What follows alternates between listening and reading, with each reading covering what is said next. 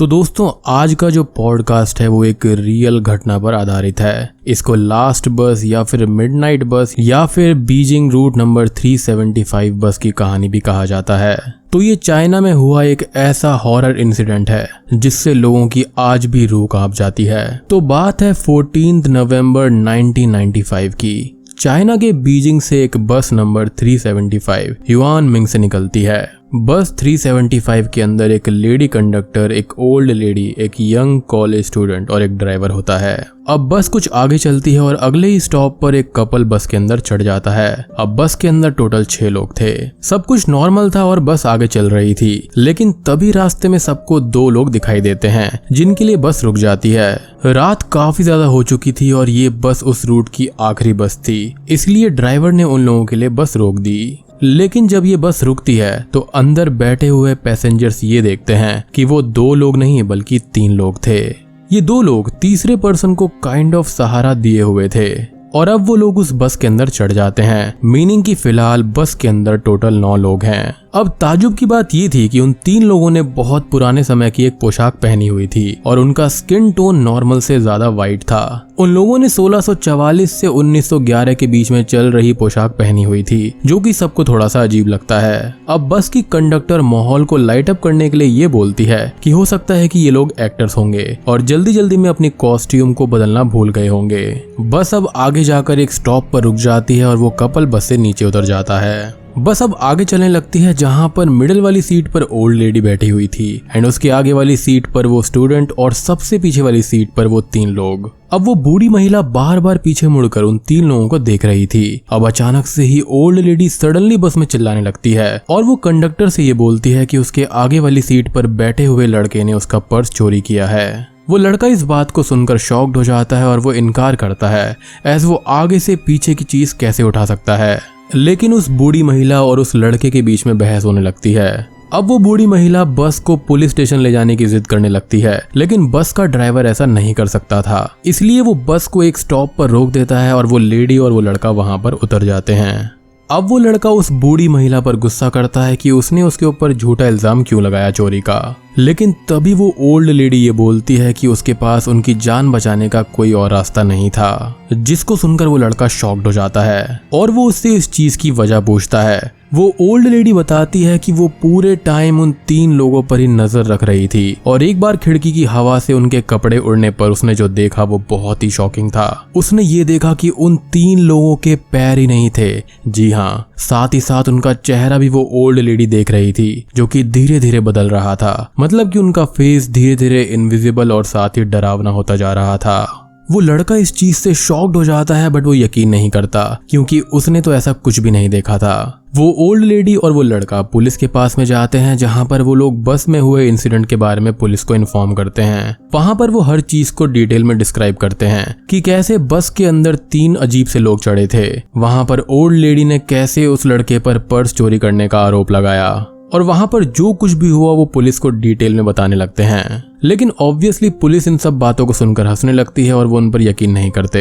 वो उन लोगों का एड्रेस और फोन नंबर लेकर उनको वहां पर भेज देते हैं। वो कोई भी ऑफिशियल FIR नहीं करते क्योंकि उनको ऐसा लगता है कि ये नॉर्मल सी बात है, इन दोनों के बीच में लड़ाई हो गई होगी एंड वो लेडी ओल्ड है तो हो सकता है उसको कोई भ्रम हुआ होगा। अब सब कुछ ठीक था, लेकिन अगली सुबह एक बहुत ही शॉकिंग चीज होती है कि बस नंबर 375 अपने डिपो पर पहुंचती ही नहीं है और बस को रात में ही बस डिपो पर जमा होना था। सारी बस दिन भर के बाद में अपने अपने डिपो पर जमा होने चली जाती थी।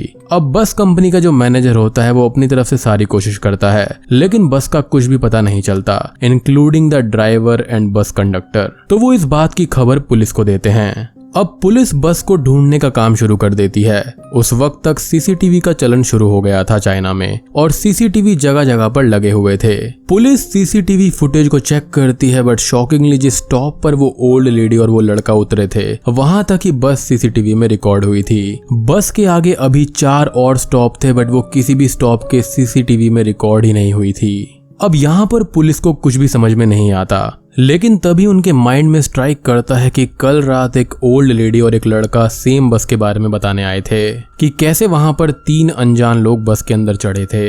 पुलिस अब उन दोनों को बुलाती है और फिर से पूछताछ करती है और इस बार भी उन लोगों का स्टेटमेंट वही था जो लास्ट नाइट बोला था। अब बस को गायब हुए 1 दिन हो गया था और पुलिस को कोई भी सुराग नहीं हाथ लगता। अब ये जो खबर थी वो आग की तरह मीडिया के अंदर फैल जाती है। हर एक अखबार के अंदर, टीवी के ऊपर, न्यूज के अंदर, हर जगह सेम न्यूज चल रही थी। अब सभी लोग उस ओल्ड लेडी का इंटरव्यू लेते हैं एंड वो जो बताती है उससे पूरा का पूरा शहर हिल जाता है, क्योंकि सभी लोगों को ये लगने लगता है कि वो 3 लोग कोई और नहीं बल्कि भूत थे। खैर, अब 16 नवंबर के दिन बीजिंग की ही एक जगह फ्रैग्रेंट हिल्स की एक नदी में एक बस के डूबने की खबर मिलती है।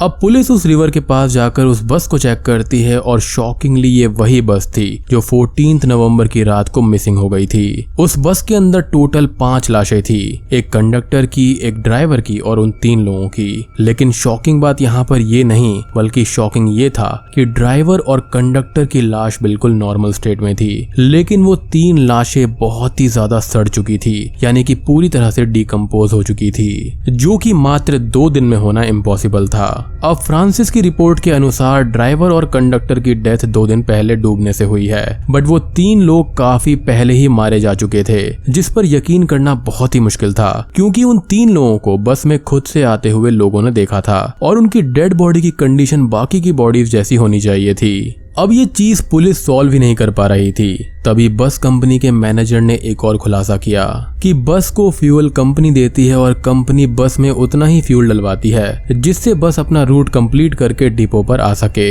और ये जो बस थी वो अपने डिपो से लगभग 100 किलोमीटर दूर पाई गई थी, मीनिंग कि इस बस का फ्रैग्रेंट हिल्स तक पहुंचना नामुमकिन है और ड्राइवर भी फ्यूल नहीं डलवा सकता, क्योंकि जो फ्यूल है वो सिर्फ और सिर्फ सरकारी जगह पर ही डलवाया जा सकता है और अगर ड्राइवर ऐसा करता है तो उसकी नौकरी जाने का भी डर है, मीनिंग कि ये वाला एंगल भी यहाँ से खत्म हो जाता है। खैर, इस बात को कंफर्म करने के लिए कि ड्राइवर ने एक्स्ट्रा फ्यूल डलवाया है या फिर नहीं, तो वो लोग उस बस के फ्यूल टैंक को चेक करते हैं कि क्या इसके अंदर एक्सेस फ्यूल डाला गया है। तो जो उनको दिखाई देता है वो बहुत ही ज्यादा शॉकिंग था। पूरा का पूरा फ्यूल टैंक यहाँ पर ब्लड से भरा हुआ था। जी हाँ, और ताज्जुब की बात ये थी कि खून से बस नहीं चल सकती थी। यहाँ पर बहुत से सवाल उठते हैं कि ये बस यहाँ पर कैसे आई, बस के अंदर ब्लड कैसे आया, बस में चढ़ने वाले 3 लोग कौन थे और कहाँ से आए थे, साथ ही साथ उनकी बॉडीज इतनी ज्यादा डिकम्पोज्ड क्यों हो गई थी। ये चीज आज भी एक मिस्ट्री बनी हुई है और आज तक भी लोग इस चीज से डरते हैं। इसका प्रकोप इतना ज्यादा हो गया था कि लोगों ने रूट नंबर 375 पर आना जाना ही छोड़ दिया था और उसको एक हॉन्टेड बस और हॉन्टेड रूट कहा जाता है। मतलब कि ऐसा मंजर हो गया था कि लोगों ने रात में ट्रैवल करना ही छोड़ दिया था उस रूट पर। तो दोस्तों, उम्मीद करता हूँ कि आज का ये ऑडियो पॉडकास्ट आपको पसंद आया होगा। ये कहानी काफी ज्यादा इंटरेस्टिंग है और मुझे पर्सनली काफी अच्छी लगी है। उम्मीद करता हूँ कि आपको भी ये कहानी अच्छी लगी होगी। और अगर आपको इस टाइप के पॉडकास्ट पसंद है तो इस वीडियो को एक लाइक कर देना और कमेंट करके बता देना, ताकि ऐसी इंटरेस्टिंग कहानियां मैं रोज रोज आपके लिए ला सकूं। मैं सोच रहा हूँ कि मूवीज के साथ में इस टाइप के भी हॉरर पॉडकास्ट मैं रात में डाल दिया करूँ, ताकि आप इसको मिडनाइट हॉरर स्टोरीज की तरह सुन सकें। अगर मेरा आइडिया अच्छा लगा है तो लाइक कर देना, कमेंट कर भी बता देना। अब इस कहानी के कुछ अलग अलग वर्जन्स भी आपको सुनने को मिलेंगे। लाइक कुछ लोगों का ये कहना है कि उस रिवर में बस के साथ एक ही लाश मिली थी, ड्राइवर और कंडक्टर के साथ एक और लाश। कभी कभी बस 375 को 302, 330 भी रेफर किया जाता है। कुछ लोगों का ये भी कहना है कि उस बस में एक रेड ड्रेस्ड फीमेल गोस्ट ने 3 लोगों को हॉन्ट करके मार दिया था। कुछ जगहों पर यह भी कहा जाता है कि वो बस कभी मिली ही नहीं थी और वो आज तक गायब है। और कुछ रिपोर्ट्स में ये लिखा गया है कि बस से उतरने वाले लोगों में ओल्ड लेडी की जगह एक ओल्ड मैन था। हालांकि ये सारी कहानी आज भी रिकॉर्डेड है बीजिंग पुलिस स्टेशन के डॉक्यूमेंट्स के अंदर। और दोस्तों, अगर आप इस प्रकार की और कहानियां सुनना चाहते हैं तो गोस्ट सीरीज चैनल को सब्सक्राइब कर लीजिए। साथ ही साथ बेल आइकॉन को भी दबा देना, ताकि आप तक सारी नोटिफिकेशंस आती रहेंगी। तो दोस्तों, आज के लिए इतना ही। मैं आपको मिलूंगा अगली वीडियो के साथ में एक और कहानी के साथ में। तब तक के लिए